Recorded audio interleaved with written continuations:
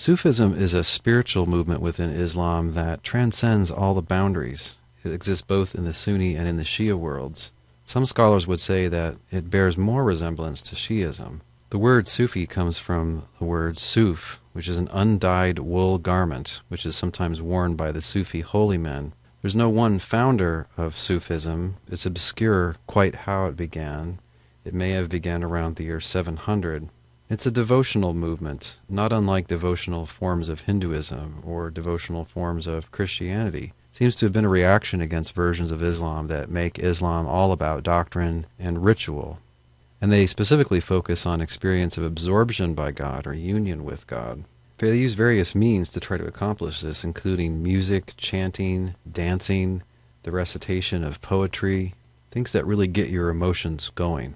Sufis believe in studying under and honoring or venerating sheikhs. When they're alive, spiritual masters to be disciple to. When they're dead, saints that one should honor. They have religious orders, which somewhat resemble Catholic or Buddhist religious orders, but usually without the requirement of celibacy.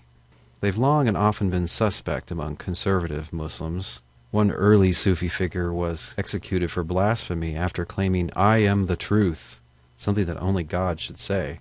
And sometimes more extreme Sufis claimed to be God, or that only God exists, which philosophers call monism or pantheism, so that everything is God and there's no evil, and therefore no moral rules have to be followed.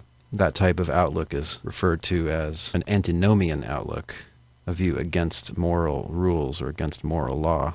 But these are teachings that have been engaged in by the extreme Sufis. The fact is that many Sufis have not been extreme. The great philosopher-theologian al-Ghazali argued that Sufi experiences are real, and he defended their practices and their experiences and their teachings and helped to integrate them into mainstream Sunni Islam. He made sure they stayed monotheistic, where not only God is real, but there is also the world that God created.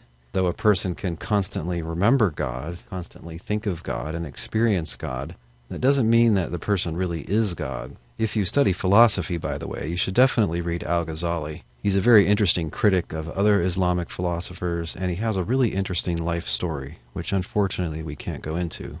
Today he's studied both by Muslim theologians, who are very proud of him, but also by Western philosophers, who consider him to be a great medieval philosopher. A famous group within Sufism are called the Malawi or Mavlevi, popularly known as the Whirling Dervishes. They seek to bring on that experience of union with God through a mesmerizing dance ritual where they twirl around and around and around until it really affects their state of mind and helps them to leave ordinary experience behind. In recent times, Sufism has been on the decline. By no means gone, Sufism doesn't claim as many loyal adherents as it once did. Westerners are often very interested in Sufism.